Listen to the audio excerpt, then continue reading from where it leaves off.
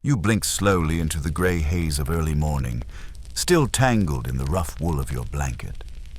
The straw beneath your body pokes through the thin linen sheet, reminding you gently and scratchily that you're not asleep anymore. Your back aches in that way it always does. A dull pressure across the hips and spine, like someone stacked firewood on you while you slept. It's not even light yet. And outside, the cock hasn't bothered to crow. He knows better than to compete with you. Welcome back. You're not a noble lady. You're not even a merchant's wife. You're just a woman in a medieval village, and today will be very much like yesterday long. Physical, muddy, and just barely survivable. But before we dive too deep, let me ask, where are you listening from? And what time is it where you are? Leave a little comment below and let me know. And hey, if you enjoy sinking into these kinds of stories each night, take a moment to like and subscribe. But only if it genuinely brings you peace. No pressure, I promise. Now, pull your shawl tighter. The hearth's gone out in the night again, and your breath floats in front of you like a tiny ghost. Let's ease into tonight's journey together. You're up before your husband, before the children, before the sun, even because the fire must be kindled before breakfast, the hens released before they get noisy, and the dough started if there's to be bread at all. You move in silence, careful not to wake the baby bundled in the corner, tiptoeing past the squeaky board near the hearthstone. The first task, rekindling yesterday's fire, is already testing your luck. You dig through the cold ashes, searching for any hint of ember, praying for a faint orange glow like a gambler hunts for a coin in the mud. Nothing. Again. You sigh through clenched teeth. You know what that means, a trip across the yard to beg a hot coal from your neighbor, Anna, who'll probably lecture you again about covering the ashes better. Outside, your bare feet meet cold mud. You tread carefully, stepping around the rocks and the one chicken that insists on sleeping on the threshold. The sky is barely silvering with dawn, but other doors are opening too. Other women in wool skirts, pulling shawls tighter, their eyes still cloudy with sleep. This, historians say, was one of the few communal moments in a village woman's life, these quiet exchanges before the day truly began. You nod at Anna and hold out your small clay pan. She drops a glowing coal onto it and says nothing, though her eyebrow twitches at your soot-smudged fingers. Back in the cottage, you gently nurse the coal into flame using dry straw and patience. When the fire finally flares, your face glows orange and the baby stirs. Time to begin. Next is water. Your jug is empty, of course. You heave the heavy ceramic jar over your hip and head toward the village well. It's a good 15-minute walk, and you pass rows of other houses. Smoke starting to rise from rooftops now. Children crying. Pigs squealing. Someone already arguing with their donkey. The well isn't deep, but the crank sticks again. You lean your whole weight into it, hands numbing from the cold iron. When the bucket finally surfaces, it's half full. Someone must have taken water without refilling. You mutter something unladylike under your breath. By the time you trudge home, the jug jostling against your hip, your arms are already sore. It's only been an hour. The bread dough needs kneading.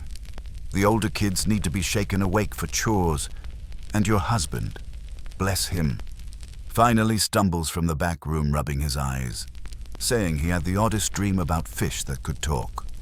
You smile, barely. You're too busy slapping dough into submission. Historians still argue whether medieval women had leisure time in the mornings, especially in winter. Some claim the slower pace of rural life allowed for shared gossip over morning chores. But you're not feeling leisurely. You're elbow deep in flour, the fire's popping like it's laughing at you, and your middle son is already chasing a goat through the kitchen. Again, still, there's something comforting in the routine. Your hands know what to do even when your brain hasn't caught up. The dough turns smooth, elastic. You've timed it right by the time the fire's hot enough for baking. The sun will just be peeking over the treetops. You glance outside and spot old Marta hobbling down the lane. She used to be quick, years ago. Then came 6 kids, a fall from the grain cart, and now knees like rusted hinges. You hope you don't end up like her, but you probably will. There's no privacy in this village. Everyone hears everything. They know whose baby cries through the night. They know who has enough cheese to trade, who's late on their taxes, and who was seen walking back from the woods with a stranger. There's something both comforting and suffocating about it. Like living in a giant family that never lets you breathe alone. You push the bread into the oven and wipe your hands on your apron, already stained from yesterday's stew. No time to change.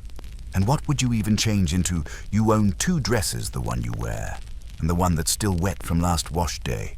Neither is winning awards for style, as you pour out a little water for the dog who, of course, is also pregnant again. Your eldest daughter comes in, hair tangled like brambles. You sigh, motion her over, and start working through the knots with your fingers. She winces, then says through a pout, "Ma, can we go to the fair this year?" You glance at the cracked wooden beams above, your aching hands, the growing list of things not yet done, and you say, "We'll see." You both know it means probably not. Outside, the village is truly awake now. Bells ring from the chapel tower. The blacksmith's hammer begins its rhythm like a heartbeat. Somewhere, a cow moos in protest, and your stomach growls. You forgot to eat again. Just another morning in a medieval village. And somehow, it's the easiest part of your day. The dough is rising in the warmest corner of the hearth, tucked under a frayed cloth like a baby. You would sit for a moment, if there were such a thing as sitting in this life, but know your next task awaits, and it's as unforgiving as any grinding grain. Your husband brought back a sack of barley 2 days ago. Not the good wheat the Lord's men collect most of that, but barley, coarse and stubborn, perfect for making bread dense enough to build houses with. You drag the hand quern from the corner where it lives like a cranky old beast. It's a flat circular stone with a hole in the center and another stone to rotate above it. The only thing older than this quern is probably the dirt beneath it. You kneel, already knowing your knees will regret this, and begin. One hand feeds the barley into the hole, the other pushes the heavy stone in circles. Grind, grind, grind. The rhythm is mindless, like spinning your own frustration into flour. Your shoulders complain first, then your wrists, then your thoughts start drifting what to do with that tear in your son's tunic. Did Anna's goat eat your carrots again? Has the midwife been by recently? Or was that last week? Querns are deceptively simple tools. Historians confirm that grinding just enough grain for 1 day's bread could take 2 full hours. And that's if you're lucky and the stone hasn't cracked or shifted, which yours does halfway through. You grumble as you reposition it, accidentally dropping a handful of grain into the dirt. You pick up what you can. Wasting food is a sin, but you know a few pebbles will sneak into the dough later. That's what teeth are for. Right. You shift positions, trying to ignore the fiery stretch in your lower back. Your daughter comes in and starts watching you in silence. "Want to help?" you ask, half teasing. She runs off. Smart girl. It's in this moment, grinding, aching, gritty, that a strange peace sets in. The work is hard, but it's yours. Your great-grandmother did this. Her mother, too. There's something deeply human about turning something raw and inedible into nourishment with just your hands and time. Even if it means your arms will throb tonight like they've been wrung out like laundry. But peace doesn't last long. A neighbor bursts in, no knocking. Of course, with the usual urgency. "Do you have any onions?" You do, barely. She offers eggs in trade, which would be a fair deal. Except you suspect her hens stopped laying last week. Still, refusing is awkward. You nod and tell her to take 2. She takes 4. Historians still argue whether women in medieval villages had much autonomy in managing food stores. Some evidence suggests they did. Others argue that male oversight always hovered nearby.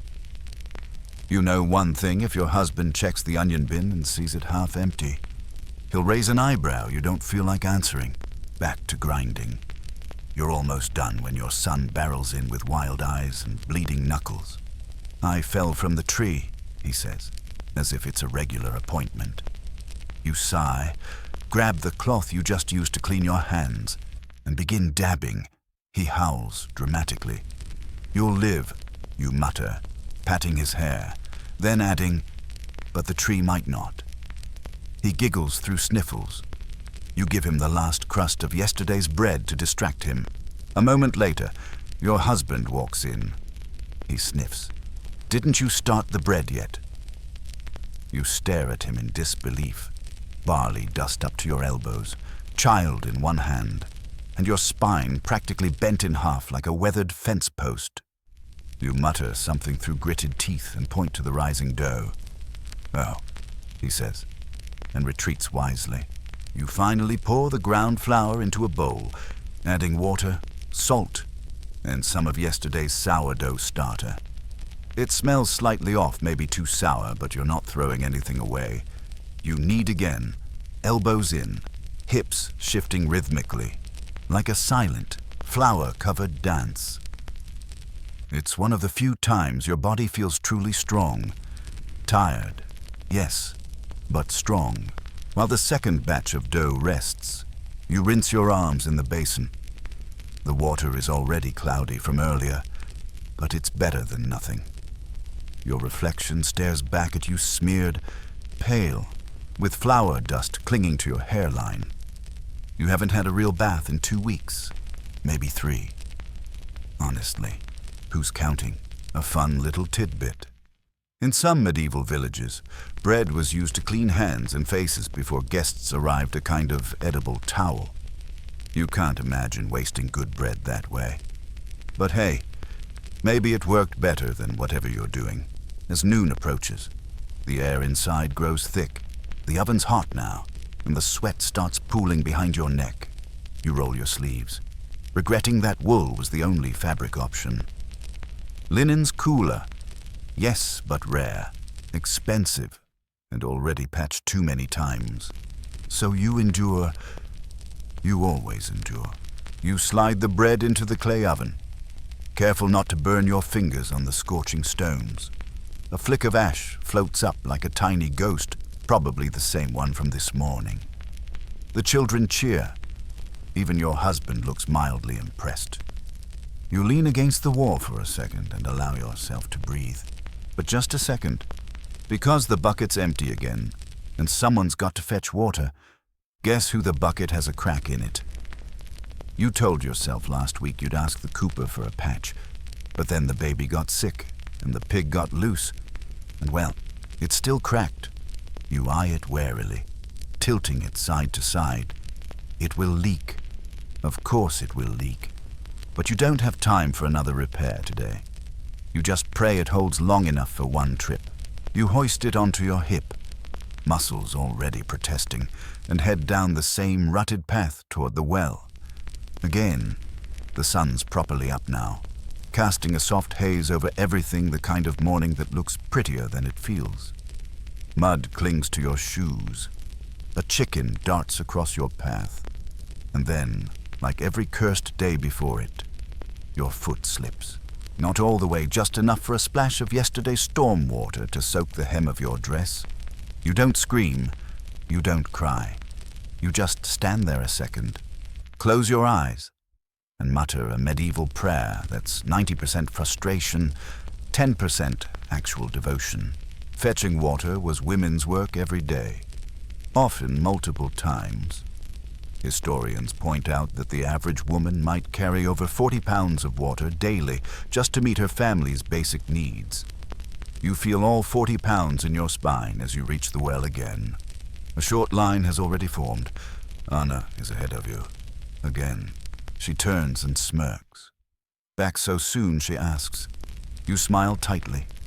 Cracked bucket. She raises her eyebrows. Still, you nod. She says nothing, but her smirk deepens. You fantasize briefly about tripping her gently, lovingly, with just enough force to humble, but the line moves. And so must you. The crank still sticks, and your shoulder protests as you haul up a heavy, sloshing pail. This time you take care to balance the bucket against your hip as you walk. Slowly, carefully, like you're carrying soup in your bare hands. You pass the miller's wife and her 2 daughters, both in new aprons. One has lace. You don't have lace. You've never had lace. You tell yourself it's itchy anyway. When you finally get home, your arm is shaking, your back is soaked in sweat. And yes, the bucket leaked. A long, wet trail behind you proves it. You dump the remaining water into the basin and place the bucket carefully by the door like a moody relative you're done dealing with. You wipe your hands on your apron, add water to the pot, and realize, of course, you forgot to collect firewood. Again, there's no pile of dry wood waiting for you. No magical forest stove that lights itself with the press of a button. You grab the small axe from the corner and head out back, where the stack of firewood looks more like a memory than a resource. Some logs are still damp from last night's storm.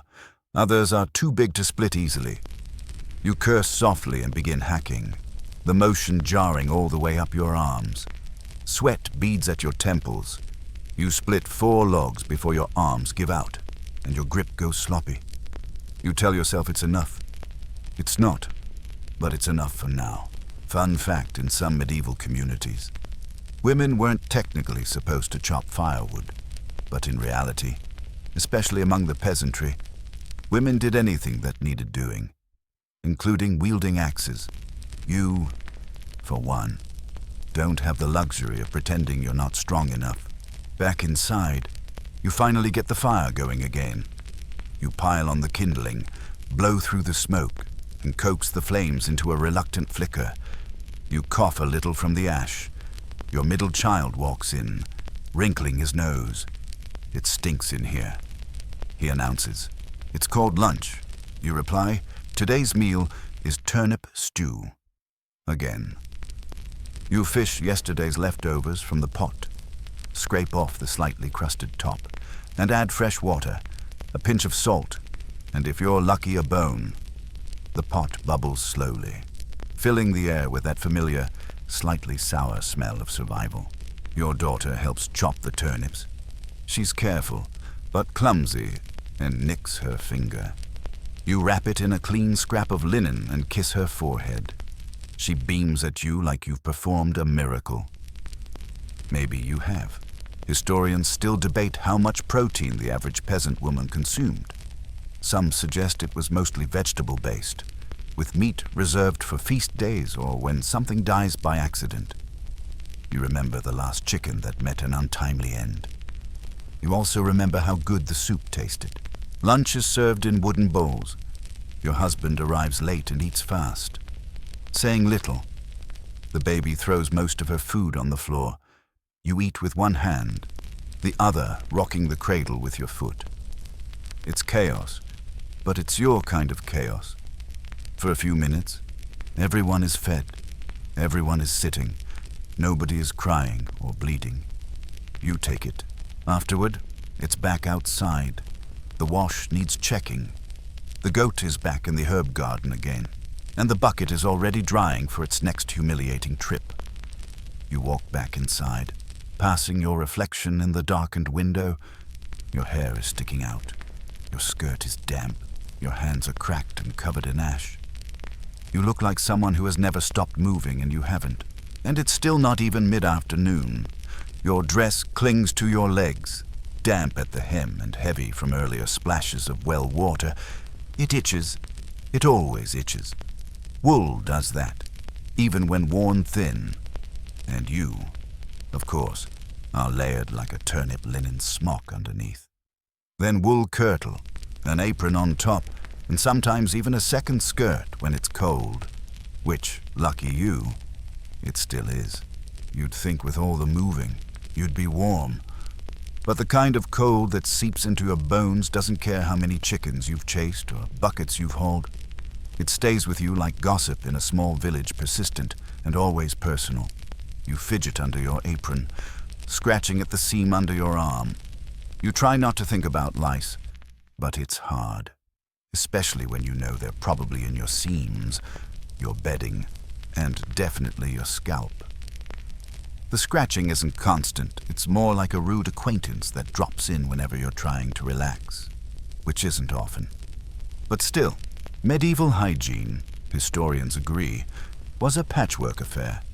Most peasants bathed irregularly, weekly if you were ambitious, monthly if you were practical. Water was cold, soap was homemade and mostly lye-based, and the concept of germ theory wouldn't arrive for centuries. You wash when you can, but full immersion is rare. Not because you don't want to, but because hauling enough water to fill a tub is a half-day affair and you've got about 30 other things to do before dusk. Still, you try to keep clean in small ways. You wipe down with a damp cloth. You scrub your hands with ash after butchering or baking, and you always check the children for nits. One outbreak and you'll be boiling every cloth you own. Today, the itch is worse than usual. Probably the damp clothes, or maybe the wool apron hasn't aired properly, or maybe it's just your brain trying to turn annoyance into urgency, like it always does. You sigh and tug your neckline lower, fanning your chest where the fabric sticks. In the corner, your daughter is struggling into her overdress. She complains, "Why do we have to wear all this? I'm hot." You suppress a laugh, because the wind doesn't care how hot you are. You reply, and it's true. A gust outside sends the shutter banging, a reminder that the weather is in charge. Not you. You help her pull the dress straight, smoothing the wool against her thin shoulders. You notice a tear in the side seam, tiny but growing. You'll have to mend it later, along with your own sleeve, and the tablecloth, and the baby's only bonnet. You mentally add them to the list, already longer than your patience. You sit by the hearth with your sewing basket, a misnomer. Really, it's more of a ragged bundle of thread, needles, and scraps of fabric salvaged from clothes too far gone to repair. Mending is daily work. You don't sew for fun. You sew because the alternative is walking around half naked or letting the children freeze. There is no, "I'll just buy a new one." You wear what you have until it dies. Then you reincarnate its pieces into patches, doll clothes, or stuffing for cushions. A mainstream historical fact here: the average medieval peasant might own 2 full sets of clothing, total. One for work, one for church, if they were lucky. Most garments were handed down, patched, and re-dyed until their original color was a mystery. And linen, though far more comfortable, was reserved for underthings, if you had it, which, today, you don't. As you stitch the rip in your daughter's dress, your needle snags. You fumble, jab your thumb, and hiss. A tiny bead of blood wells up, which you quickly wipe on your apron, adding to the canvas of your daily labor. You suck your finger, annoyed but unsurprised. This happens, often. You wonder, not for the first time, what it must be like to have soft hands. Hands that have never been burned, cracked or calloused, somewhere outside. Someone is shouting. You rise and peek through the warped shutters. It's the smith's apprentice, chasing his wayward cart. You watch him flail a bit before returning to your sewing. It's nice, in a way, to witness someone else's chaos for once. You pull out another garment, your own overdress. The armpits have worn thin again, and the neckline is fraying from constant tugging. You stitch quietly, the fire crackling at your side, and for a rare moment, you settle into the rhythm of it. The tug and pull of thread, the sharp point of the needle, the tiny satisfaction of closing one more gap, and then the baby cries. You groan softly and set the garment aside. She's hungry again, or tired, or both. You lift her from the cradle, settling her against your shoulder. Her cheeks are flushed, eyes heavy. You bounce gently, humming something that may have once been a lullaby but is now mostly improvised hums and exhausted sighs. There's no chair, just the edge of the hearth, worn smooth by generations of women exactly like you, balancing babies and bread and barely contained exhaustion. The baby settles after a few minutes, and you sit longer than you should. You can feel your legs stiffening, your neck tightening from being still too long. A quirky fact for the evening: some rural women used warm stones wrapped in cloth as nighttime hand warmers. They'd tuck them into beds or under cloaks on long walks. You think about this as your fire pops again, a few embers leaping like tiny dancers. You wish you had a warm stone right now, or just an excuse to stay sitting. But the bread is cool enough to store. The dishes need rinsing. The goat is missing again. And your daughter still hot, still fidgeting, just asked if she has to wear the bonnet to church tomorrow. Yes, you reply. But why? You pause.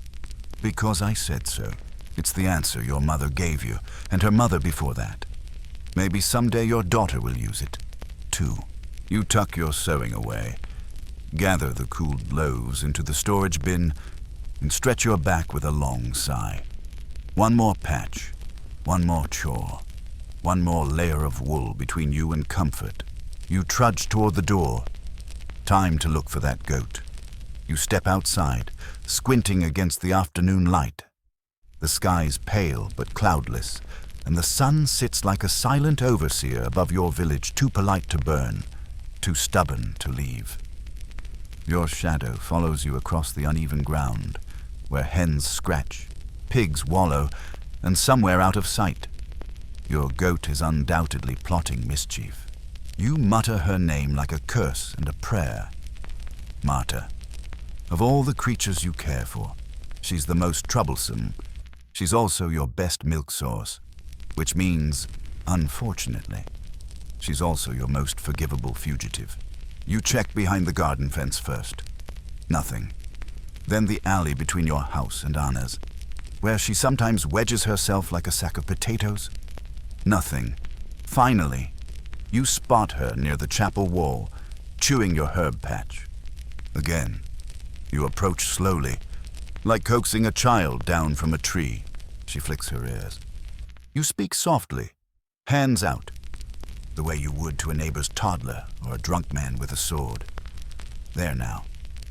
Come here, you awful thing. Don't make me get the rope again. She resists. Of course. Then, at the last second, relents. You grab her collar and begin the long walk back, grumbling under your breath. She trots like nothing's wrong. You're not mad. Not really. You're used to being needed by creatures who don't understand you, who give nothing back but chaos and mess. Goats, children, husbands. It's all the same job. As you guide her back into the pen and double-check the latch twice, the baby lets out a low wail from inside the house. Your middle child is supposed to be watching her. You run back inside, worried, but it's fine. She just wanted company. You pick her up and sway as you look around at what still needs doing. The dishes are stacked in a teetering pile by the basin. The wash hasn't been touched.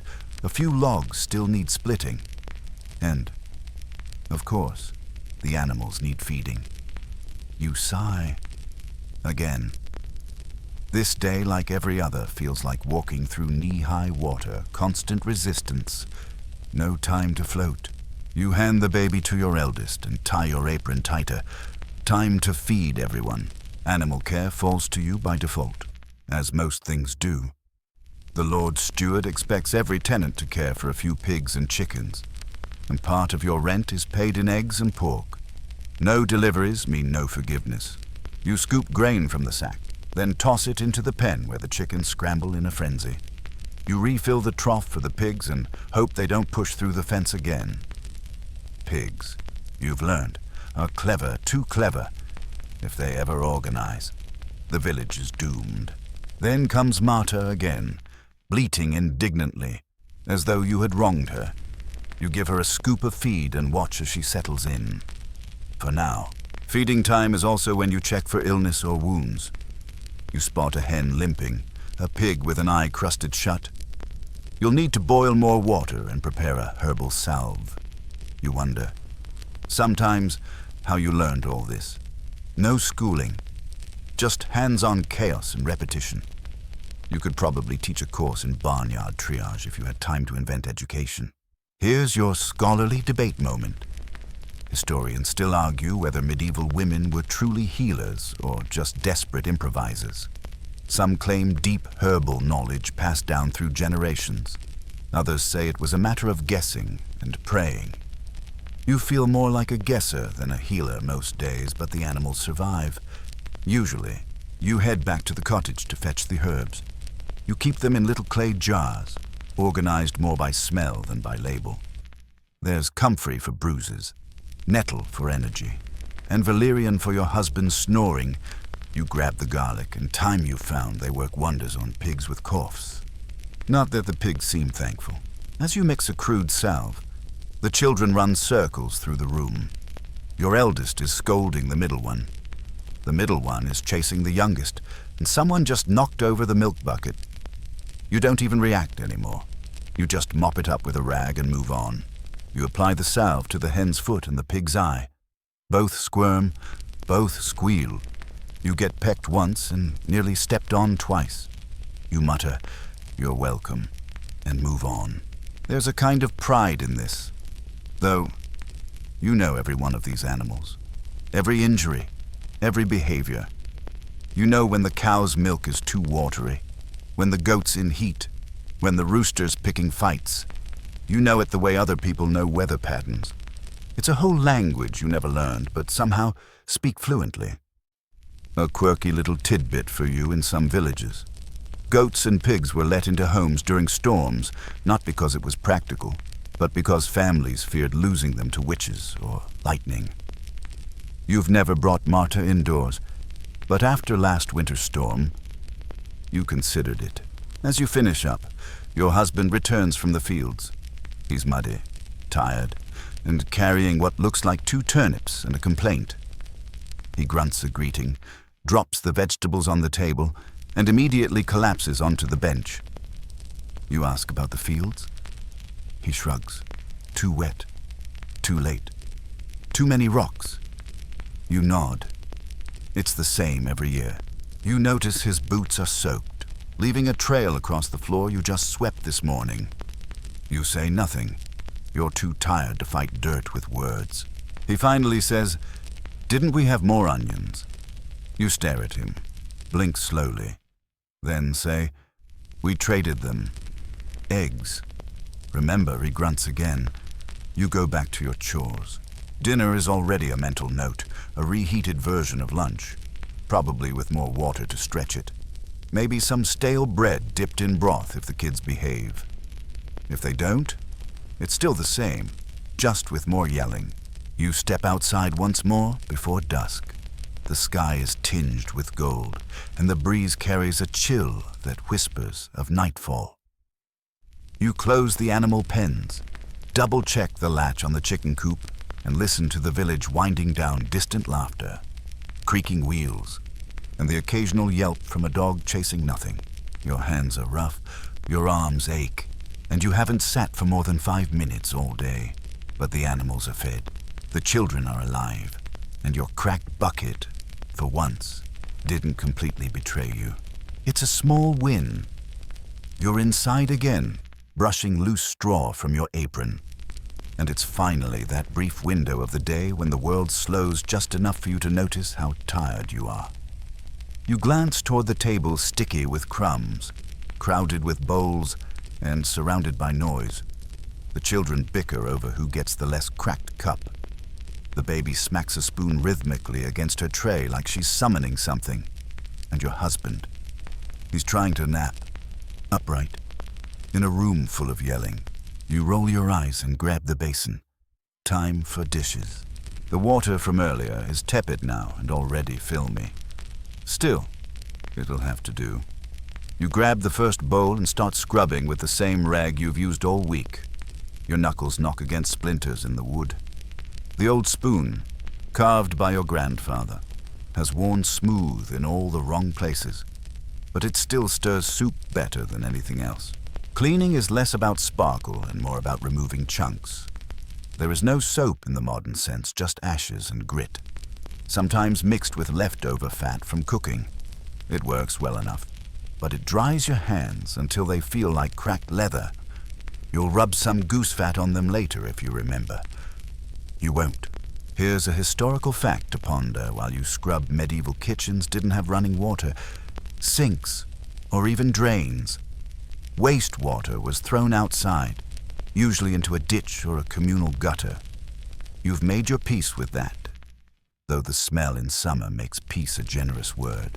The children finish eating, and like clockwork, they scatter before they're asked to help. You raise your voice. No one returns. You decide not to chase them. There's no time, and besides, they'll be back the second they want something. You stack the clean dishes on a plank shelf and wipe down the table. It's pitted with scars from years of knives, elbows, and the occasional tantrum. You sometimes dream about a smooth table polished, maybe even carved. Then you laugh and remind yourself that a smooth table would just get scratched like the rest. With dinner cleared and the sun beginning to dip, you pull out your work basket again.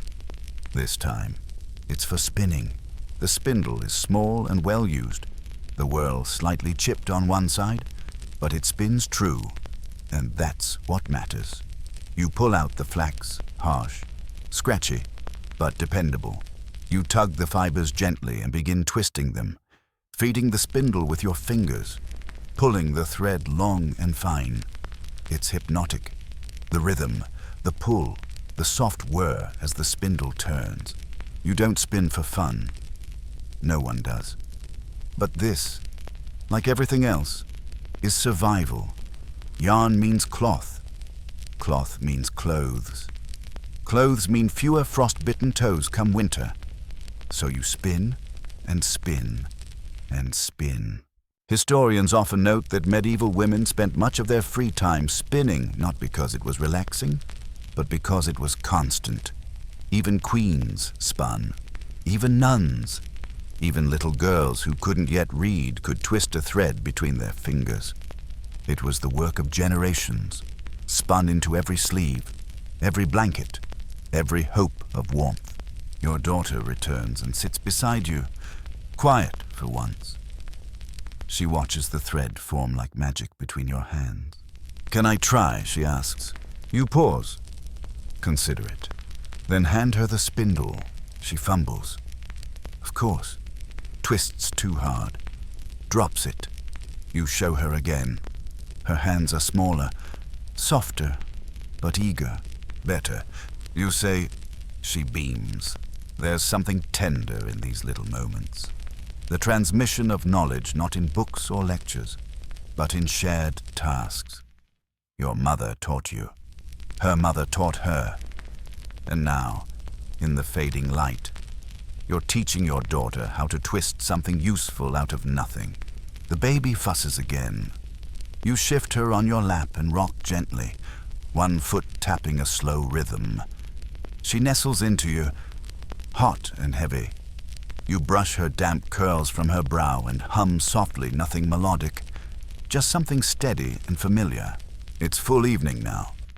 Outside, the men are finishing their rounds, checking traps, herding stragglers, bartering the last of the eggs for salt or cider. You hear laughter from the lane. A lute, maybe, or someone trying to sing. The chapel bell rings faintly. The world narrows, and then scratch. That sound, the unmistakable rustle of movement on skin that doesn't belong to you. You grit your teeth and scratch your forearm. Lice. Again. You already suspected, but now it's confirmed. That crawling, tingling reminder that no matter how many times you boil your linens or dust your hair with ash and lavender, they always come back. Your daughter scratches her head, too. You meet eyes. Looks like it's ash night, you say. She groans. You groan. And yet you rise. The process is familiar combs with teeth so tight they feel like punishment. Hair powders made of crushed herbs. Sometimes vinegar if you have it, though it stings something fierce. You light a fresh rushlight and begin checking scalps by fire glow. Catching the glint of something tiny moving, you pinch, drop it into the flame. Snap, fizz, gone. Scholars still debate whether lice were seen as normal or shameful in medieval villages. Some say they were simply part of life. Others argue they marked poor hygiene. You know this much: everyone has them at some point. Even Anna, though she'd deny it with her last breath. After the worst of it's over. You sweep up the fallen husks, throw them in the fire, and rub rosemary oil into your daughter's scalp, not because it works perfectly, but because it makes her feel better. She leans against you, her hair smelling like smoke and crushed hope. You should be asleep. You whisper, "I'm not tired." Neither am I. You both lie, but neither of you move. The fire is low. The room is dark. And though your skin still itches and the dishes weren't dried properly and the baby is starting to stir again, you sit there, together, for just a moment. Not spinning, not washing, not cooking, just breathing. It's the closest thing you'll get to stillness today. The baby wakes fully just after you've coaxed your daughter to bed. You hear the familiar whimper grow into a wail, a bubbling cry that climbs in pitch until you wonder if the neighbors can hear. They probably can, but no one complains. Everyone has a baby, or once did. In this village, crying is just part of the night. You shift her against your chest and bounce gently, pacing the creaky floorboards. Your feet remember the grooves in the wood, worn smooth by generations of footsteps, yours, your mother's, maybe even your grandmother's. This is the lullaby creak. Creak, hush, creak, creak, hush. She finally quiets, soothed more by your heartbeat than anything you're doing. You don't sit. You know better. The second you stop moving, she'll sense it. Babies have an uncanny ability to detect when peace is about to happen and to ruin it. So you keep walking. Outside, the village has mostly gone quiet. The chapel bell marked the end of the day an hour ago, and the air is thick with smoke and silence. You see flickers of light through a few shutter cracks, candles or hearth still glowing. Somewhere a dog barks. Somewhere else, someone coughs a deep, wet cough you've heard before. You make a mental note to send soup tomorrow, or at least warm water. By now, your husband is asleep on the bench again. He snores with the predictability of a worn bellows loud on the exhale, gasping silence on the inhale. You consider nudging him, but don't. Let him rest. He'll be back in the fields at dawn, and honestly, his snoring is the least of your problems tonight. The baby dozes off.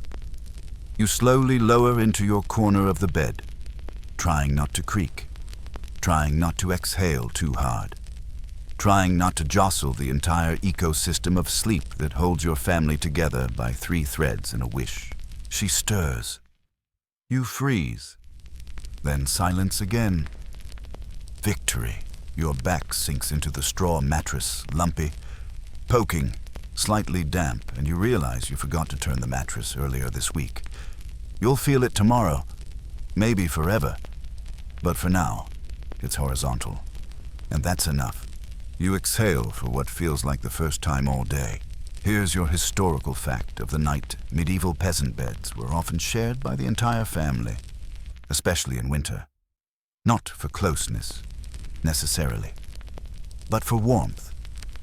You, your husband, and your 3 youngest sleep side by side, wrapped in layers of patched wool, a tangled mess of elbows, knees, and occasionally toes to the face.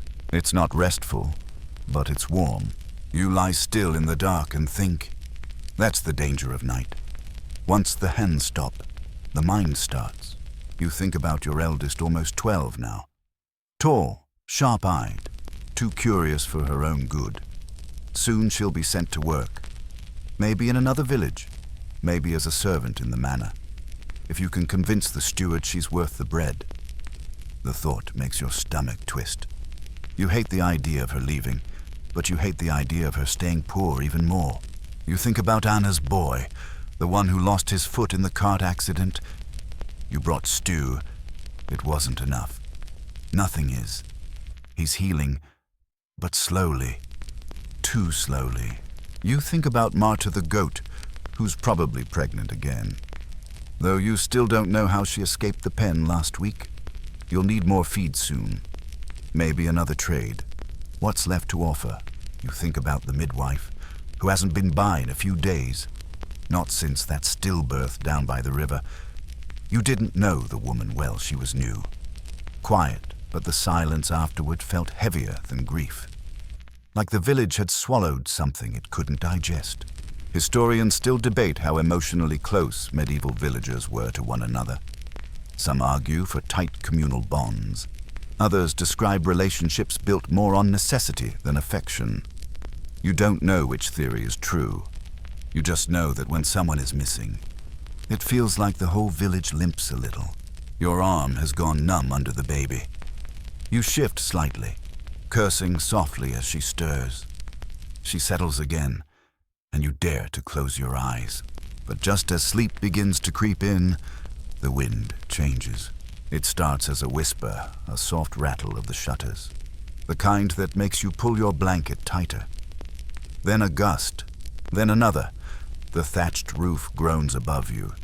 The baby twitches. Your eyes snap open. Storm. You sit up, gently lifting the baby and placing her in the cradle. She whimpers. You hush her. Grab your shawl and head outside. The wind slaps your face. Cold and biting. You squint into the dark, barely making out the animal pens across the yard. You know that wind. It's the kind that lifts roofs and knocks over fence posts. You hurry, skirts dragging in the mud, heart already racing. First the chickens. You check the coop, tuck it tighter with a loose board, and wedge a rock at the base. One hen tries to escape. You shove her back with your knee. Next, the goat. Marta is bleating, more annoyed than frightened. But she's pushing hard against the pen wall. You reinforce it with rope and a prayer. Then the pig trough, which has already overturned. You don't bother fixing it. Let them eat mud tonight. You wipe rain from your face. Your fingers numb already. Your shawl is soaked through. Your dress clinging like seaweed. But the animals are safe. And that's more than some families can say by morning. You re-enter the cottage, dripping. Your husband is still snoring. The children haven't stirred. You hang the shawl by the fire and rub your arms. Teeth chattering, a quirky historical tidbit to end the scene in some parts of Europe.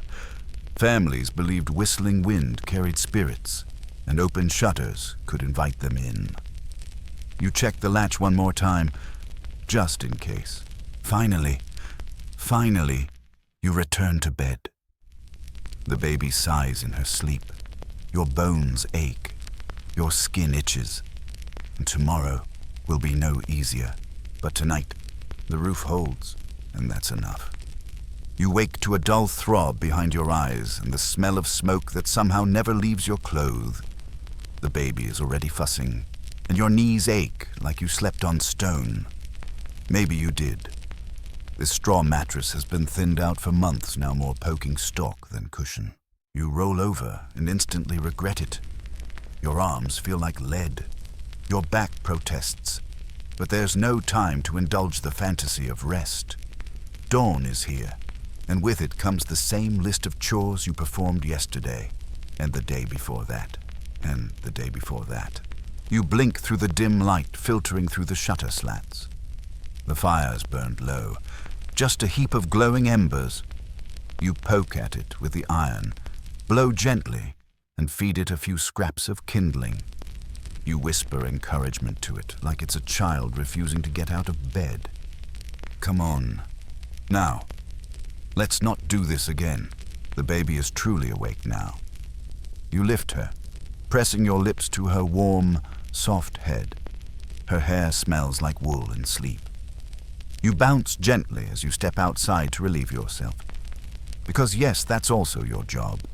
There's no privy indoors. You head to the usual spot behind the shed, hoping the wind has dried the mud enough to keep your shoes clean. While you're out, you glance up at the sky. It's overcast, a sickly gray stretching from tree line to tree line. Rain might come, or it might not. The sky loves to tease. You whisper a silent wish, please. Not today. Not while the laundry still needs doing. Back inside, you warm the last of the porridge and stir in a little milk. The children shuffle out of bed like sleepy animals, all hair and elbows. Your eldest begins braiding her sister's hair without being asked. A small mercy. Your son complains about the cold floor. You tell him to wiggle his toes and eat fast. Everyone is fed and dressed by the time your husband emerges. He nods at you and takes the last portion of porridge, scraping the bowl without a word. He's not unkind, just efficient, like most men here. Words are for when something's gone terribly wrong or for when ale is involved. Neither is true this morning, so silence it is. He leaves for the fields. You begin laundry. Now, this part of your day is truly grueling. Laundry isn't a weekly task. It's whenever there's enough sun, enough water, and enough time, which almost never overlap. Today, they've barely agreed to meet for coffee. You gather the pilecloths, aprons, linens, and underthings. You load them into a basket, hoist it to your hip, and begin the walk to the stream. Your feet already hate this. The stream is a 15-minute walk, downhill going there, uphill coming back. You've memorized every rock and rut along the way. Today, the mud sucks at your shoes like it doesn't want you to leave. You nearly lose your footing twice. By the time you reach the water, your hip is sore, your arms are stinging, and your baby is starting to squirm. You set the basket down with a groan and unwrap the soap, an old bar of lye and pig fat that stings when it gets in your cuts. Which is always mainstream historical fact. Washing clothes in medieval times meant hours of scrubbing against stones or wooden paddles, often kneeling by cold rivers or hauling buckets back and forth. It wasn't just labor-intensive, it could be dangerous. You've heard stories of women slipping on wet banks and vanishing under the current. You glance at the stream and double-check your footing. You soak the linens first, letting them grow heavy and murky. Then you begin scrubbing one at a time against a flat stone, gritting your teeth as your fingers go numb in the cold. The baby is tied to your back in a sling, bouncing with every stroke. You mutter lullabies. You hum prayers. You make up songs about how laundry is secretly punishment for something your ancestors did.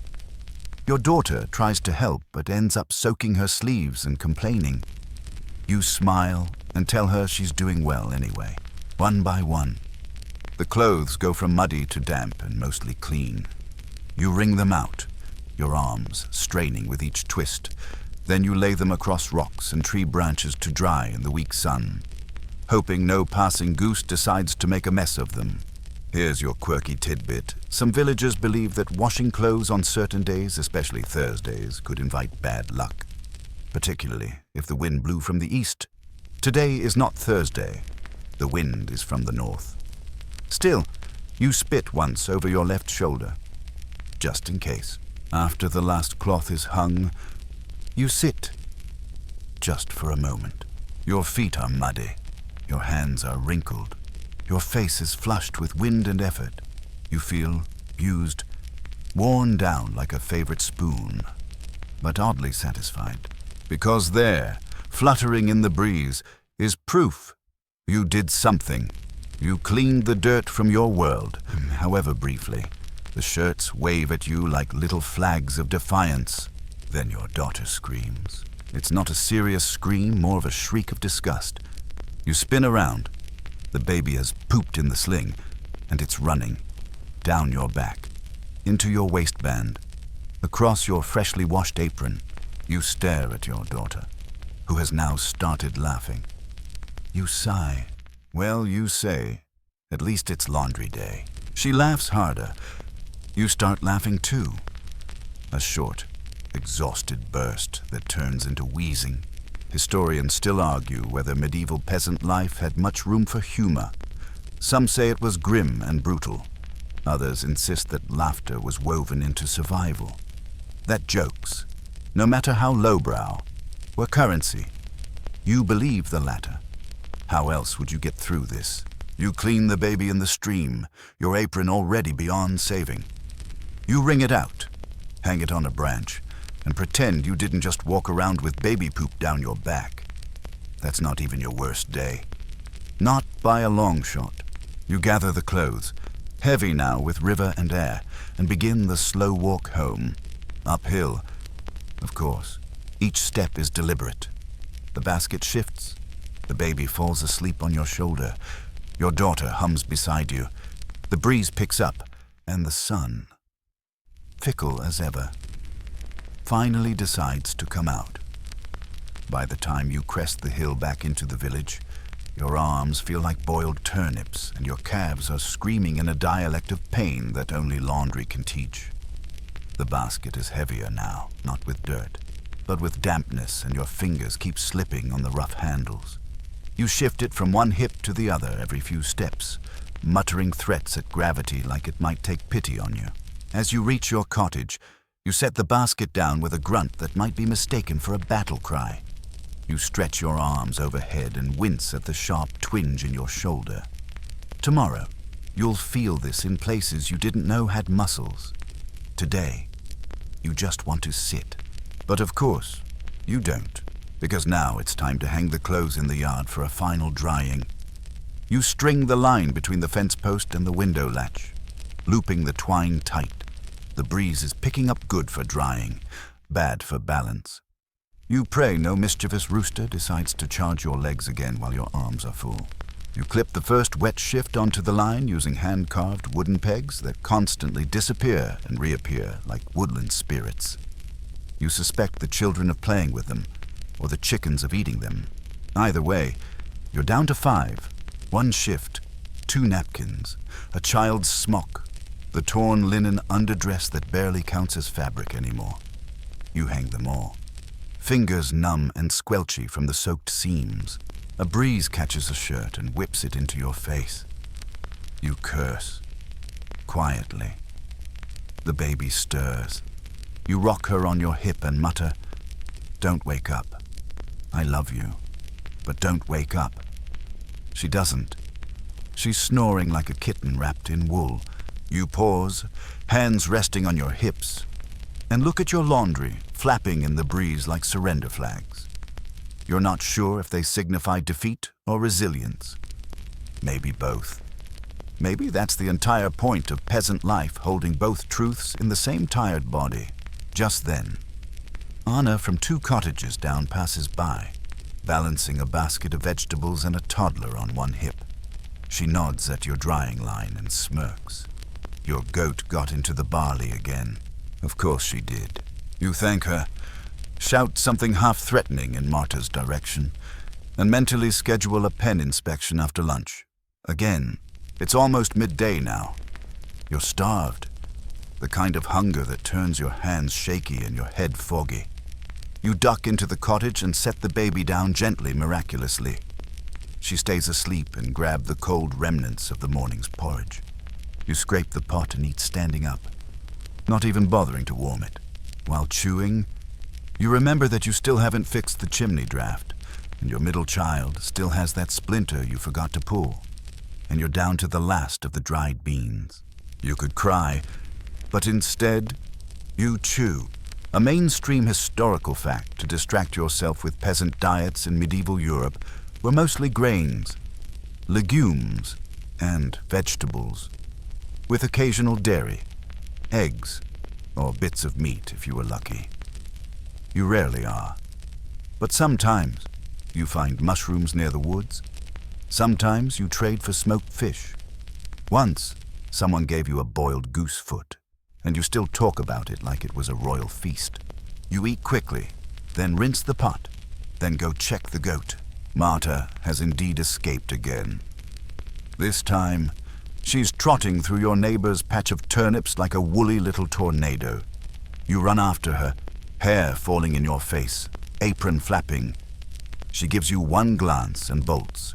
You chase her through mud and puddles, yelling threats that would make a monk blush.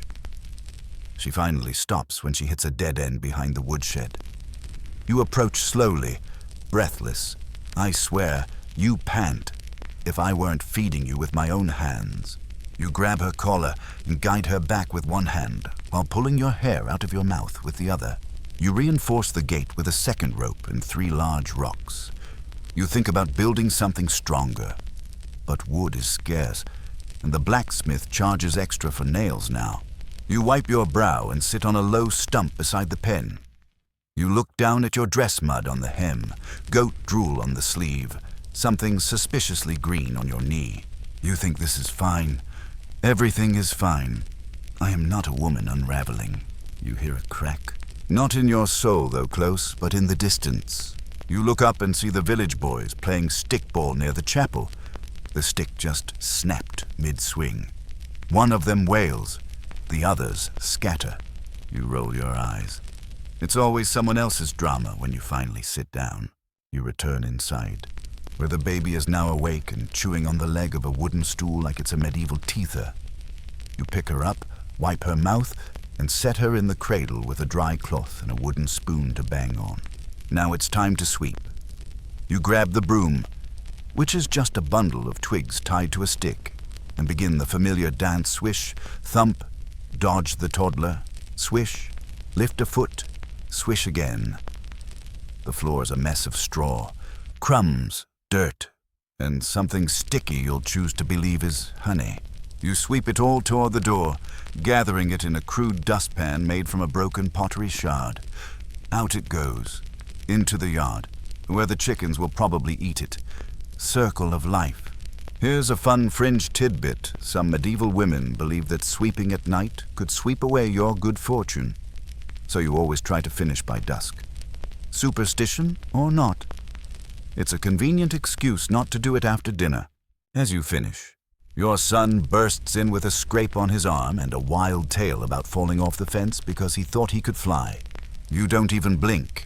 You grab the herb salve, the linen scrap, and patch him up with the precision of a surgeon who's out of patience but full of love. Then you tell him, next time you fly, try to land better. He grins. You ruffle his hair. The sun is higher now. The wind is mild. And you realize with shock you have maybe, just maybe, 10 minutes of quiet. You sit again. You breathe. You don't move. Then the fire sputters. Of course it does. You grab the bellows. The bellows sigh like a tired ox as you pump them, coaxing the fire back to life. You feed it kindling with the reverence of someone tending a fragile child. The flames catch, finally curling around the wood with a low whoosh. Warmth returns, and with it, the comforting crackle of something under control, at least for now. You sit back on your heels and glance around the room. The laundry is swaying outside in the breeze. The baby is chewing on her own foot in the cradle, and the older two are playing a quiet game of stones near the hearth. For one rare moment, it's calm, and then comes the knock. Not a gentle tap, a knock 3 sharp raps against the wooden frame. You flinch. The baby freezes mid-gurgle. You open the door to find the steward's boy, no older than 12, but already carrying himself like someone who's had to deliver bad news more than once. He hands you a folded parchment. You sigh before even reading it. The note is short, blunt. The Lord's pigs need counting, and you're the one who's been entrusted with the task. Probably because you haven't caused any recent drama. That's usually how these assignments go. Whoever complains the least gets the most extra work. You tell the boy you'll be there before sunset. He nods and sprints off before you can change your mind. You return inside and scan your mental ledger of time. You still haven't made soup for dinner. The water jar is low. The chickens need checking. The laundry's only half dry. And now, pig duty, of course. You take a long, Theatrical breath. Your daughter giggles at the face you make. Mum's going pig-watching she sings. Like it's a festival. Don't make me take you with me, you warn. She hides behind her brother. You throw together a quick stew from root vegetables and old barley, what you call bottom-of-the-barrel soup. It's filling, if not exciting. You set it over the fire to bubble slowly and hope it doesn't scorch while you're out. You sling your shawl over your shoulders. Tell the kids not to burn the place down, and head out once more. The Lord's pigs are kept in a small fenced plot near the edge of the village, where the land dips and pools with rainwater. You walk past neighbors fixing thatch, children chasing geese, and one woman yelling at her husband about turnips. Village life never dull, just repetitive. The pig pen stinks before you even see it. You tie your shawl over your nose and step inside the gate. Careful not to slip in the mud. The pigs are pigs, large, loud, and deeply uninterested in being counted. You start anyway, whispering numbers under your breath as you step carefully between them. 6, 7, 8. Wait, is that 1 or 2 under the trough? You bend to look and immediately regret it as one of them snorts directly into your face. You sputter. Charming, you mutter. A mainstream historical fact for you pigs were valuable livestock in medieval villages, prized for their ability to eat nearly anything and produce a lot of meat. The problem is, they're also clever, too clever. You've seen one open a gate latch with its snout? That was a long day. You count again. Still not sure if it's 12 or 13? You eventually settle on 13 and hope the steward's not feeling picky. As you scribble the number onto a scrap of charcoal-smudged parchment, you hear rustling near the woods. You glance up and spot 2 boys, maybe 15, sneaking toward the edge of the pen with slingshots. You narrow your eyes. If you're thinking of using those on my count, I'll tell your mothers before your feet hit the path. They freeze. One drops his slingshot. They run. You shake your head. Children, you mutter. With the exhausted wisdom of someone who's raised 3 and chased 20 more out of goat pens, cabbage patches, and rivers, you finish your count, double knot the gate rope, and begin the walk home, your boots squelching with every step. As you pass Anna's place, she waves you over. "I made extra cider," she says, offering you a cup. You hesitate. There's still soup to check, and goats to threaten. But it's warm, and so is the cider. You take the cup. It's sweet, tangy, and has just enough bite to remind you that life isn't entirely made of chores. You lean against the fence and let yourself exist for 5 whole minutes without doing anything useful. Anna talks about her eldest sick again. You offer dried nettles and a clove of garlic. She thanks you with a tired smile. You talk about laundry and pigs. She groans in sympathy. It's the closest thing to therapy either of you will ever get. Here's your fringe tidbit: some medieval women brewed their own medicinal ciders, adding herbs like sage, rosemary, or even wild honeycomb to treat coughs and keep spirits up. You consider trying your hand at that if you can find time between everything else. You finish the cider, thank her, and finally return home just as the sky begins to blush with evening light. Inside, the stew has not burned, miracle of miracles, and the children are mostly intact. Your husband has returned, tracking dirt across the floor with every step. You say nothing. You just hand him a bowl and start ladling out dinner. The baby throws her spoon on the floor. Your son insists his bowl is smaller than his sister's. Your daughter spills hers and blames the cat, who was not even in the room. You eat in relative chaos. The soup is thin, the bread is old, but your stomach doesn't care. Later, as you scrub the bowls and hush the baby again, you think about those pigs, those stubborn, snorting, mud-covered beasts, and for some strange reason, you smile. Maybe because you got to count something. Maybe because no one lost a toe today. Maybe because despite everything you're still standing. The sky deepens into navy, and the last of the sunlight clings to the tops of the trees like a child refusing to go to bed. Inside, The fire glows low and lazy, and the familiar shadows of your cottage stretch long across the walls. The day is ending finally, but your work is not. There's one last task that can't be put off. You gather your sewing things, not because you want to, not because anyone will praise the neatness of your mending, but because your daughter tore a hole straight through the knee of her only other tunic. And if you don't fix it tonight, she'll be walking around half exposed like the village fool by morning. You settle by the hearth, thread your needle in the dim light, and begin to stitch. The fabric is coarse and fraying, tough on your fingertips.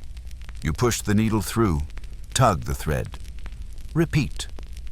The rhythm is hypnotic, almost soothing until your son trips over a stool and nearly face plants into the firewood pile. You don't look up. "You good, yeah," he says, brushing off his pride. "I meant to do that." "Of course you did." You return to your stitching. A mainstream historical fact to keep you company clothing for medieval peasants was precious and rarely replaced. Every tunic, apron, and underdress was patched, repurposed, and handed down until it was little more than thread held together by stubbornness. You've worn dresses older than your youngest child. Some days, you feel older than them, too. Your daughter joins you near the hearth and starts unraveling a scrap of wool for spinning. She hums under her breath. It's not a song you taught her, something she picked up in the lane from the merchant's girl. Probably, but it's pleasant. For a moment, things are almost peaceful. Then the rain starts. It hits the roof in slow, deliberate drops, like someone spilling water onto a drum. You glance at the drying line outside. Of course, you jump up, grab the basket, and race out into the drizzle. The shirts and shifts are already damp again. You yank them off the line, your hands moving faster than your thoughts. The wind tugs at the fabric like a bratty child. You wrestle it all into the basket and dash back inside. Back in the cottage, you dump the damp pile near the hearth and sigh. Guess we're drying things the smoky way tonight. You drape shirts on stools, aprons on beams, and under things wherever you can. The room smells like wet wool and burned onions. You imagine this is what a goat's armpit might smell like. Here's your quirky tidbit. Some medieval women dried clothes by hanging them from rafters or even across bedposts, using body heat and fire warmth to speed the process. It's not efficient, but it's real. You check on the children. The baby's dozing, curled in her wool blanket like a dumpling. Your son has collapsed sideways on the floor, one boot still on. Your daughter is pretending to read the one book you own, a psalter with pictures. She can't read Latin, but she's memorized the stories. You let her pretend. Your husband returns from fetching wood. He says little, just sets the bundle near the hearth, brushes the water from his cloak, and kisses your forehead. It's quick, but sincere. "Rain's picking up," he mutters. "Flood near the south lane." You nod. There's always a flood somewhere. He eats his portion of soup and collapses on the bench like a felled tree. You envy how fast men fall asleep. It's like someone flips a switch.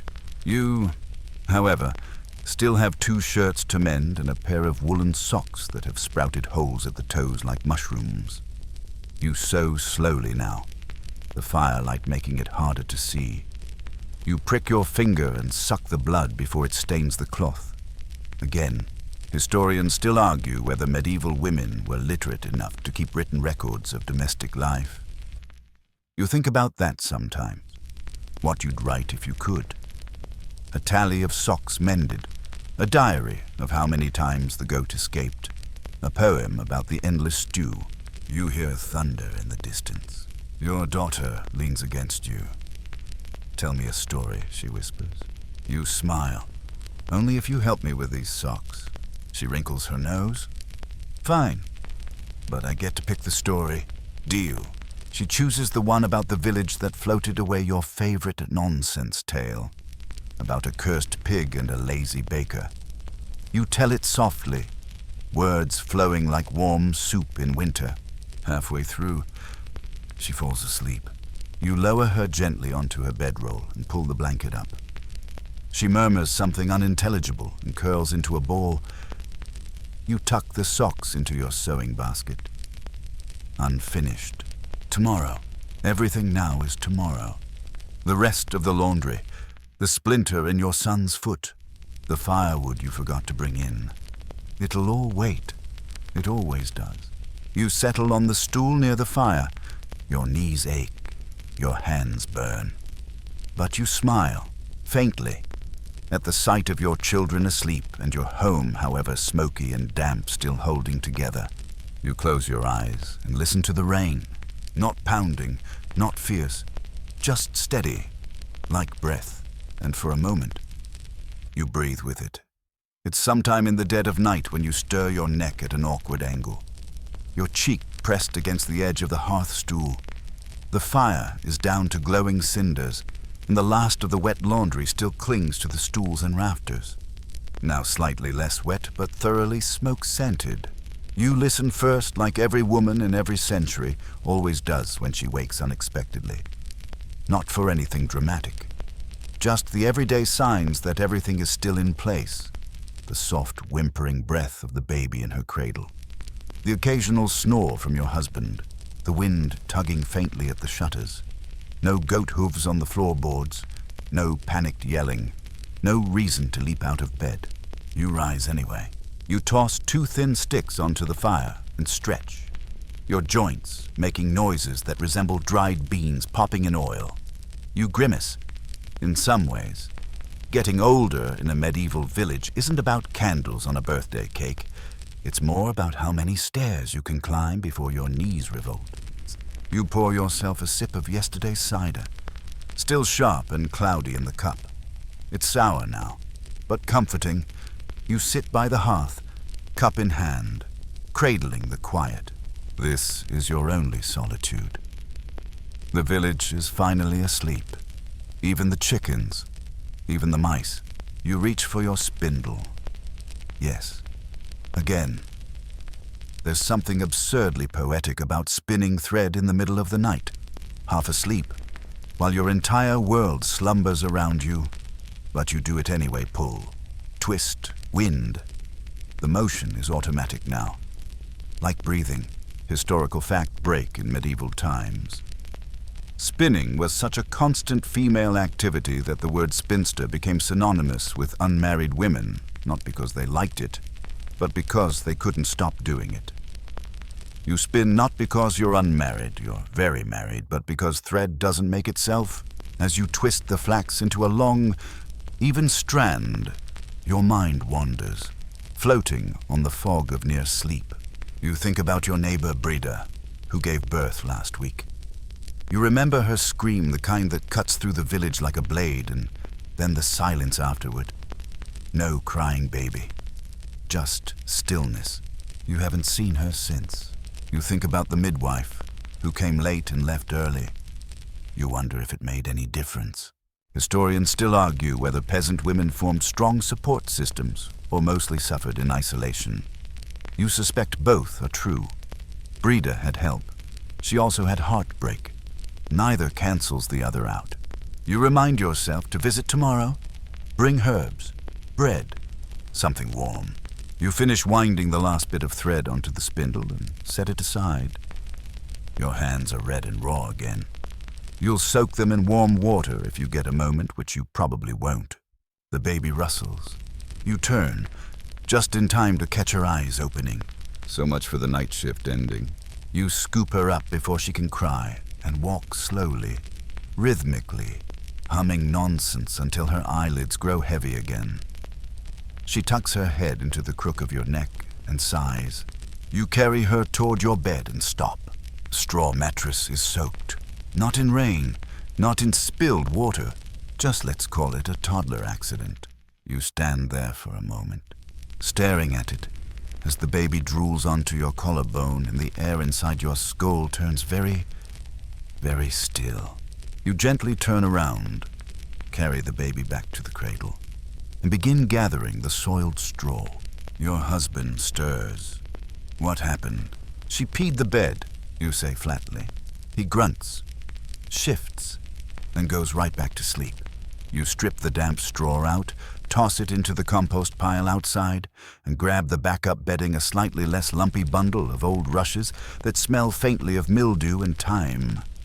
You fluff them into place, spread the cleanest wool blanket over the top, and give the whole thing a half-hearted pat. It'll do.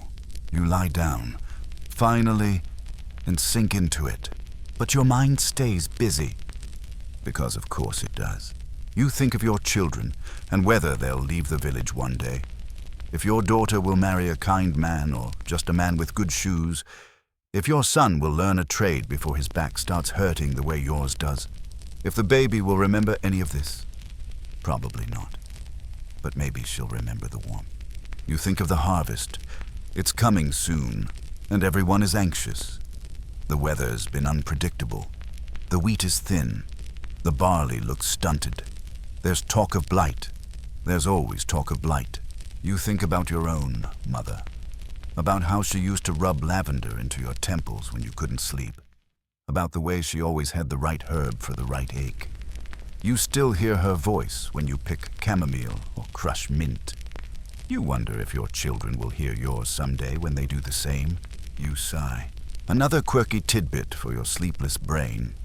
Some medieval villagers believed that dreams could foretell weather, health, or even crop yields, especially if you slept with your head facing north. Your bed faces west.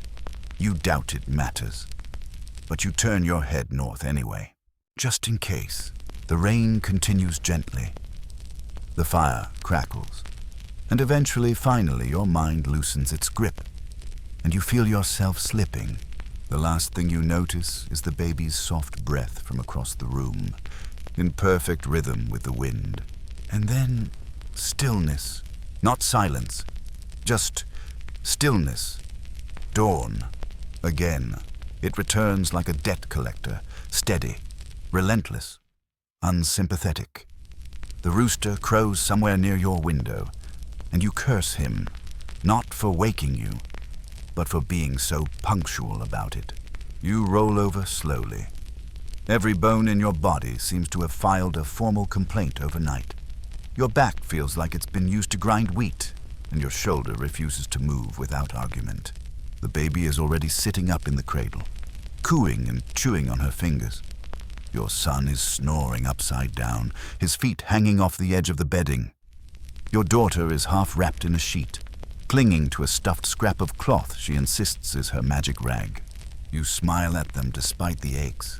You rise, stretch, and make your way outside to relieve yourself. Still half asleep, shawl draped around your shoulders like a queen of morning grumpiness. The cool air smacks you fully awake. You blink at the sky. No clouds, no wind, just a wide, pale blue that seems to promise either peace or more problems hard to tell. You head back inside and start your morning ritual. Stoke the fire. Sweep last night's ashes into a pile. Stir the last bit of yesterday's stew and hope it hasn't turned. It hasn't. Victory. A new day's started, but nothing about it feels new. That's the peasant loop repetition until memory becomes rhythm. You send the children to fetch water. Your son drags his feet. Your daughter immediately races him like it's a sport. You whisper a half-hearted threat about spilling a single drop, and off they go. While they're out, you begin preparing the dough for today's bread. Mainstream historical fact: peasant bread was often made from rye, barley, or oats, rarely wheat, which was too expensive. Your dough is a sad mix of rye flour and whatever's left of the dried nettle you ground up last week. You add a pinch of salt, literal treasure, and begin kneading. Your hands know this motion better than they know rest. Push, fold, turn, push again. You hum as you go. A soft nonsense tune passed down from your grandmother. The kind of tune meant to hypnotize dough and toddlers alike. Then come the footsteps, heavy ones. You pause, listen, and quickly wipe your hands on your apron. You step outside and find the village reeve approaching with his usual grim expression. Behind him, Two unfamiliar men carry ledgers and wear robes that look too clean for anywhere outside a monastery. Your stomach drops. You greet him politely, heart thudding. They're counting households. The Reeve says with the same tone he might use to announce an incoming hailstorm. Tithe inspection. You nod slowly. Of course. The church has decided it's time to see what the village can give. One of the men steps forward and asks how many mouths you have. You answer. Then he asks how many animals. You lie by one goat. Not because you want to cheat, but because you know they'll take more than is fair if you don't. He frowns at your answer, writes it anyway. They move on. You exhale. Here's a quirky tidbit for you. Some peasants kept secret livestock in hidden pens or moved animals between relatives to dodge tithe collections. It was a quiet rebellion, a little whisper of resistance in a world that rarely heard peasant voices. You finish kneading the bread and set it near the hearth to rise. The children return with water, laughing, soaked to the knees. Did the stream fall on you, you ask? Your daughter grins. We had to race a goose. Did the goose win? No, but only because it tripped. You smile and shake your head, handing them rags to dry off. Your husband is already outside, chopping wood. You hear the steady thump of the axe, the rhythm of survival. He'll help mend the shed later, another task that was supposed to happen last week. And the week before, but today looks clear. Dry wood, dry roof, maybe even a dry night's sleep. You grind herbs while the bread bakes. You prepare a bit of salve for Anna's boy. The one with the cough, he's been weak since the rain started. You crush thyme and fennel, mix it with oil and beeswax, and wrap it in cloth. You think of your mother again. She would have added honey, if there was any left. You still remember her humming as she worked. Historians still argue how skilled peasant women were as herbalists. Some claim their knowledge was extensive, passed down through generations. Others say most learned just enough to scrape by. You know your knowledge is equal parts tradition, desperation, and luck as the bread rises in the oven. Its scent fills the cottage, a smell that feels like memory and comfort all in one. You cut a piece before it's cooled, because rules are for people who aren't starving. You smear a bit of goat butter across it and close your eyes as you bite in. It's still hot, still rough, still gritty, but it's yours. You made this. You made all of this. Later, you take the salve to Anna's. She greets you with a tired smile, her boy asleep on a pallet nearby. You sit together for a while, two women pretending the world is gentle. You talk about nothing, about soup, about laundry, about whether the new priest is old enough to grow a beard.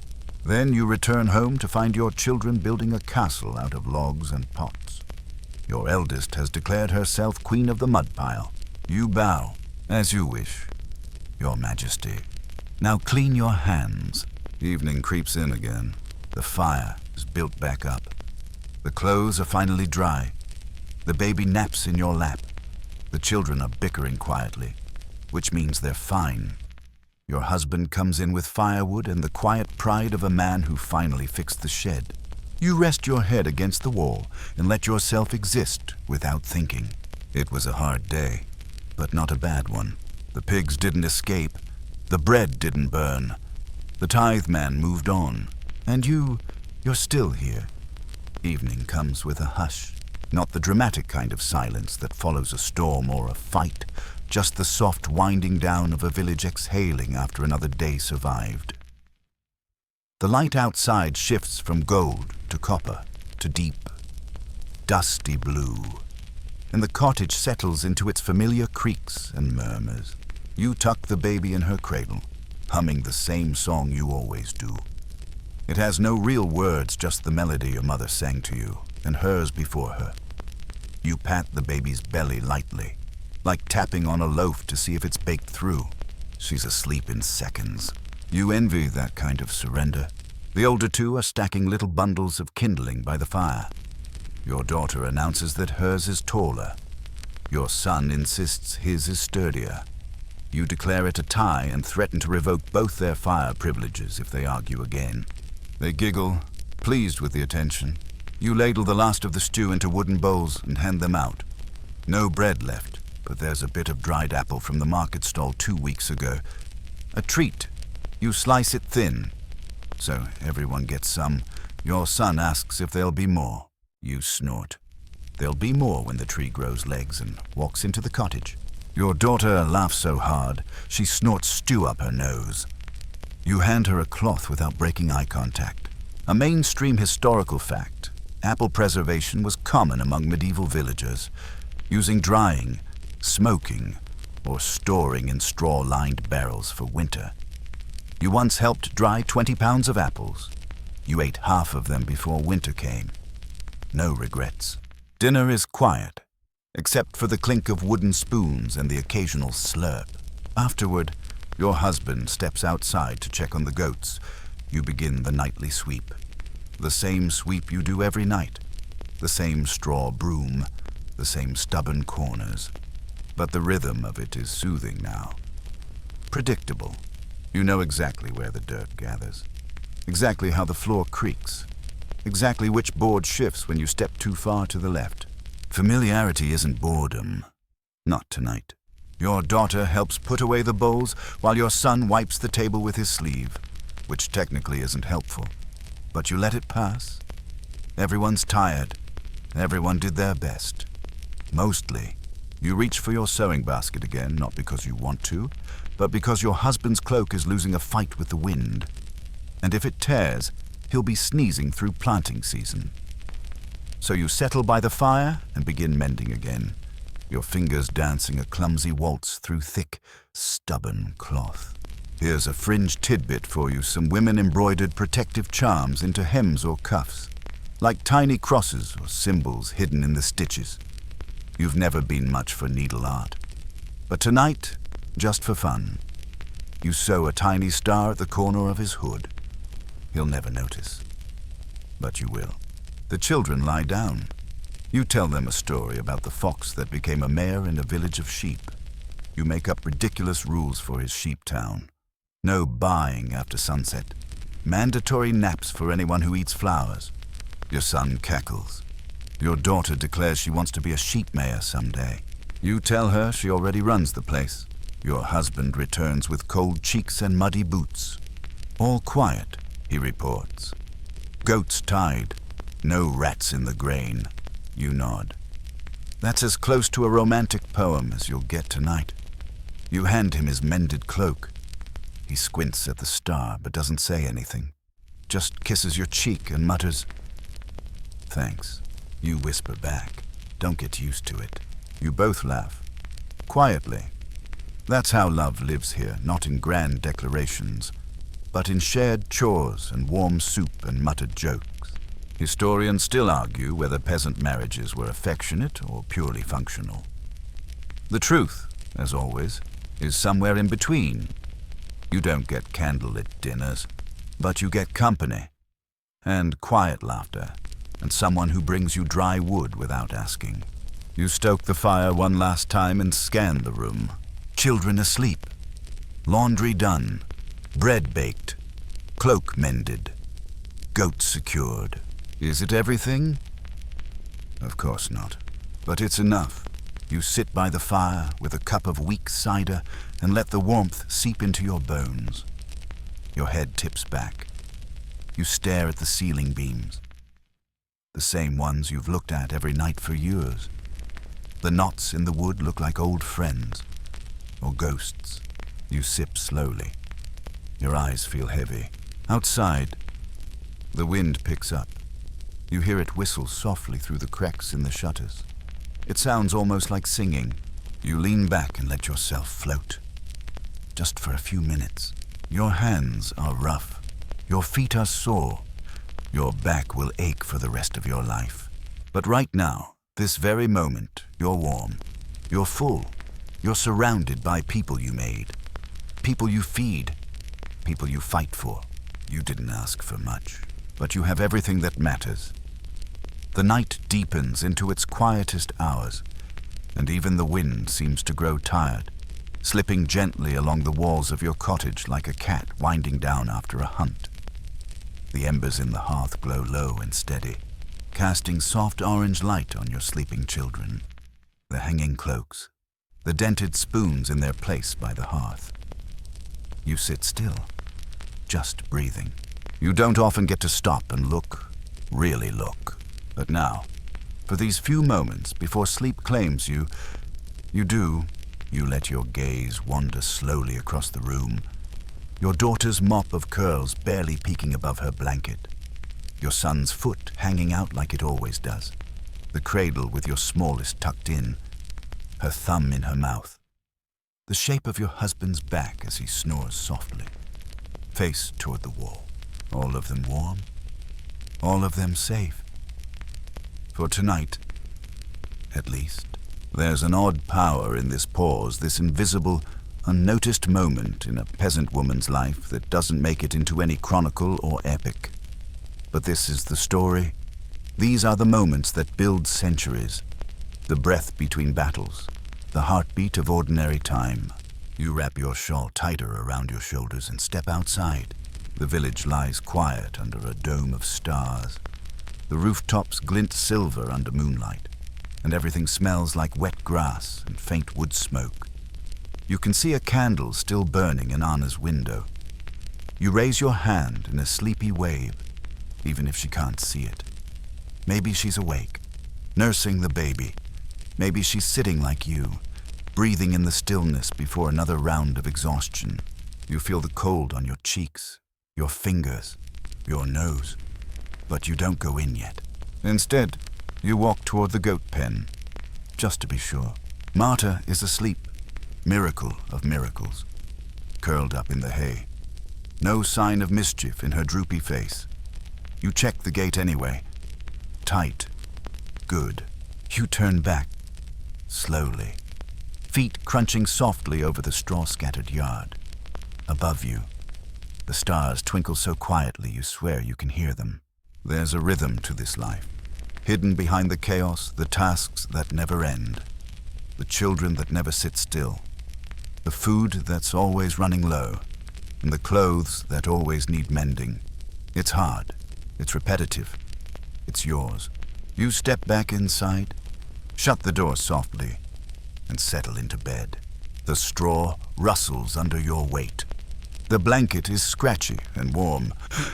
You close your eyes, and now, let's let everything soften. You're lying in the quiet now, letting your breath slow, letting the rhythm of this life ease into your bones like warm broth on a cold morning. The cottage creaks gently, familiar as a lullaby.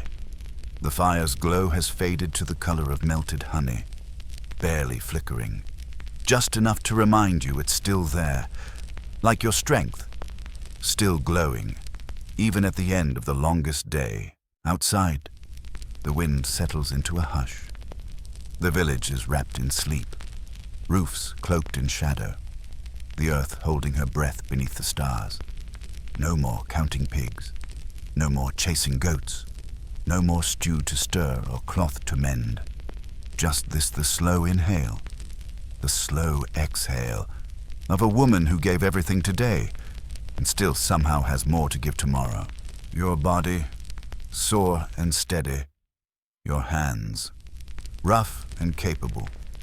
Your heart, full not in a loud way, but in that quiet, enduring way that holds a whole family together. And though your name won't be written in a scroll or sung in a song, this life of yours, these small, invisible triumphs, they matter. So rest now. Feel the blanket tuck around your shoulders like a whisper. Feel your feet unfurl, your jaw loosen, your fingers finally still. Let the fire's last warmth carry you toward dreams that smell like bread and wood smoke and the soft wool of your baby's blanket. Sleep, peasant queen. You did enough. You are enough. And tomorrow, you begin again.